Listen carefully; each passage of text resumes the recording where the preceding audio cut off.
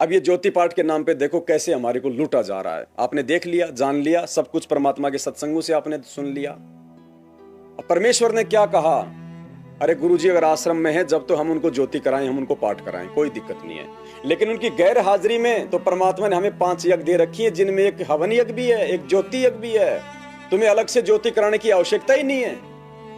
अगर तुम इसी ज्योति को जो 5 यज्ञ के अंदर आती है, एक यज्ञ है ज्ञान की, एक यज्ञ है, दूजी यज्ञ है ध्यान की, तीजी यज्ञ है हवन की, चौथी यज्ञ है प्रणाम की, 5वीं यज्ञ सत्संगति, ये धर्म यज्ञ, ये भंडारे। अगर तुम इनको भी सही तरीके से कर लोगे, अपने घर पे भी सही तरीके से ज्योत यदि तुम जलाओगे, परमात्मा ने कहा कि भर के डाल दे कटोरा, क्या जा रहा है। अरे भगवान के आगे जला रहा है ना, वो रखता नहीं किसी का, पता नहीं कितना गुना दे देगा तेरे को घी पैसा। तू थोड़ा सा दिल को खोल के लगा तो सही।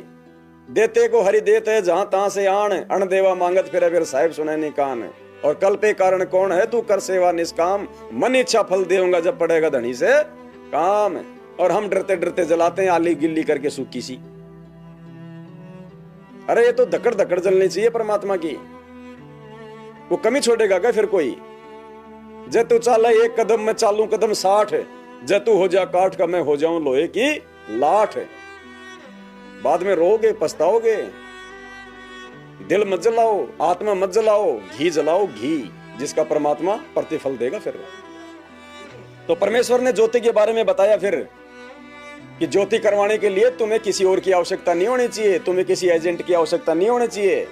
2100 रुपए तुम आश्रमों में दे रहे हो, अरे 2100 रुपए का घी तुम अपने घर पे जलाओ। घर पे तुम्हारा घर भी शुद्ध होगा, अनिष्ट शक्तियों का प्रवेश नहीं होगा, भगवान भी जो है प्रसन्न होगा, भक्ति बनेगी तुम्हारी। और तुम उनको दे देते हो 2100 रुपए जाके आश्रमों में ज्योति के नाम पे।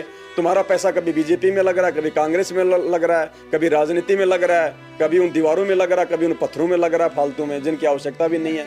तो बर्बाद कर रहे हैं तुम्हारा पैसा। वो अपनी मन इच्छा जो भौतिक सुख सुविधा की चीजें वो लेके आ रहे हैं, फालतू में गाड़ी घोड़े वो खरीद रहे हैं दिखावे के लिए। एम्बुलेंस चला दी इन्होंने।